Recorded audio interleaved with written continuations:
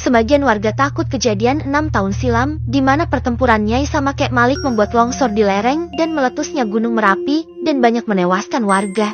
Sampai-sampai Kek Malik pun hilang. Sedangkan warga di desa Lintang tidak tahu siapa Sang Dewi. Mereka hanya tahu sesepuh desa ini aja.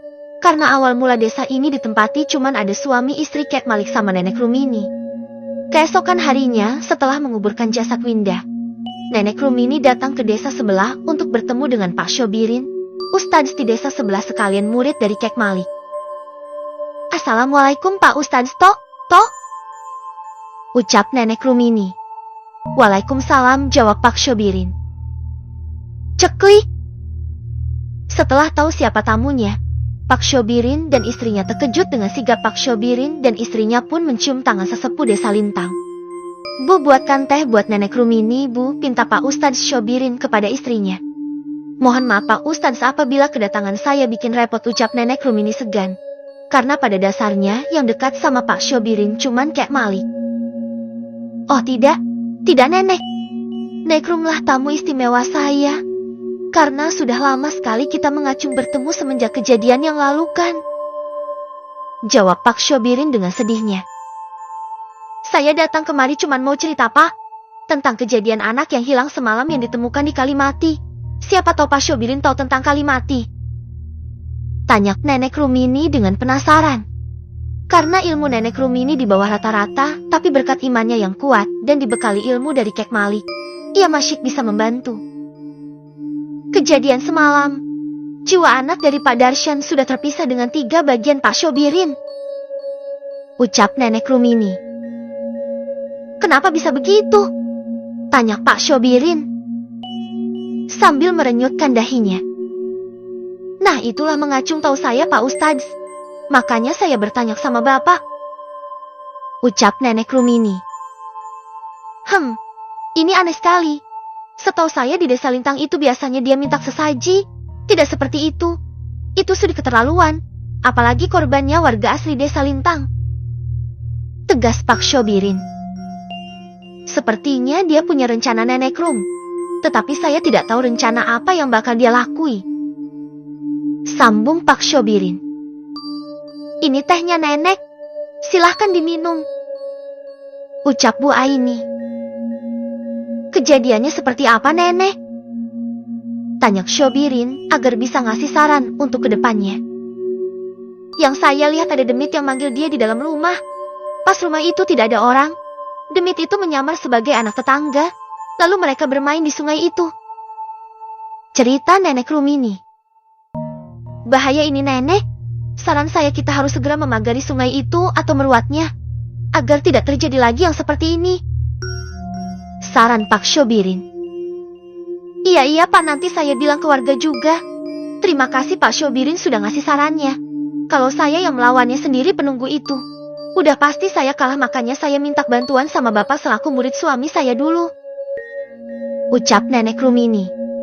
Gak lama setelah itu Nenek Rumini pun pulang dengan pikiran yang tak cemana dengan keadaan desanya. Nek Rumini cemas bakalan terulang kembali lagi desa ini. Apabila memang terjadi bakalan hancur desa Lintang. Apalagi Sang Dewi sampai turun tangan. Sedangkan Pak Ustadz Shobirin sudah tahu semuanya sebelum Nenek Rumini cerita. Pak Shobirin pun belum yakin bisa mengalahkan Nyai penunggu Kalimati. Terakhir peperangan aja pun Shobirin hampir mat satu melawannya sama Kek Malik. Keesokan harinya desa Lintang kedatangan tamu dari luar kota yang mana rencananya keluarga ini mau liburan ke tempat saudaranya yang ada di desa Lintang, keluarga dari Pak Adi, yaitu Pak Acil. "Kok sepi ya di desa ini?" tanya Pak Acil. "Iya Pak, barusan semalam ada kemalangan anaknya Pak Darshan," jawab Bu Adi. "Tapi aneh, biasanya kan kalau udah selesaikan ramah aktivitas warga," ucap Bu Acil. "Warga di sini emang sedikit Bu. Saya aja heran Ibu sama Pak Acil malah liburan kemari," ucap Bu Adi yang was-was perasaannya mengacung enak. "Pak, aku mau main-main di luar," timpal anak Pak Acil yang pertama disusul dengan adiknya. "Iya, hati-hati jangan jauh-jauh. Ingat ini di desa orang," ucap Pak Acil.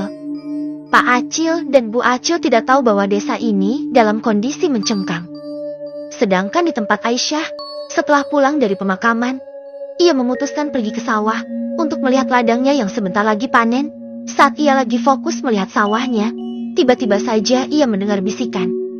Nenek Serp Ojo metu Oma suara bisikan yang membuat Aisyah yang lagi di sawah menjadi diam. Jika sore menjelang malam, jangan keluar rumah. Siapa yang keluar saat mau maghrib? Sedangkan ini aja masih jam 4. Batin Aisyah bingung. Ada pepatah kuno yang dulu orang Jawa, jika sore menjelang malam maghrib jangan keluar rumah itu, sebab di saat suruk banyak sekali makhluk gaib berkeliaran di waktu itu, terlebih di desa Masyi Kental dengan istiadat tertentu. Besok sebelum pagi bapak dan ibu langsung pulang, tegas Pak Adi yang terkejut pulang dari rapat desa. Kok sudah ada Pak Acil? Loh, ada apa Pak? Apa saya ada salah? Jawab Pak Acil, sedangkan Bu Acil bingung. Justru itu Pak Acil, Bapak sekeluarga sudah saya anggap sebagai keluarga saya sendiri. Lagian desa ini penuh misteri Pak. Sebaiknya besok pagi Bapak dan Ibu pulang. Tegas Pak Adi. Misteri apa Pak? Tanya Pak Acil sambil nenangin Pak Adi yang khawatir. POV 30 tahun yang lalu. 30 tahun yang lalu. Desa ini telah dipenuhi dengan warga. Mesti mayoritas di sini petani, tetapi desa ini dulunya sejahtera. Namun setelah kejadian itu datanglah petaka gagal panen merata dialami warga desa ini. Dan sesepuh desa Kek Malik bilang, ini ulah akibat penunggu kali mati, yang membuat warga gagal panen bertahun-tahun lamanya. Hal ini berlangsung sangat panjang. Akhirnya semua warga pun menyerah. Kek Malik selaku sesepuh desa pun masyik mencari solusinya.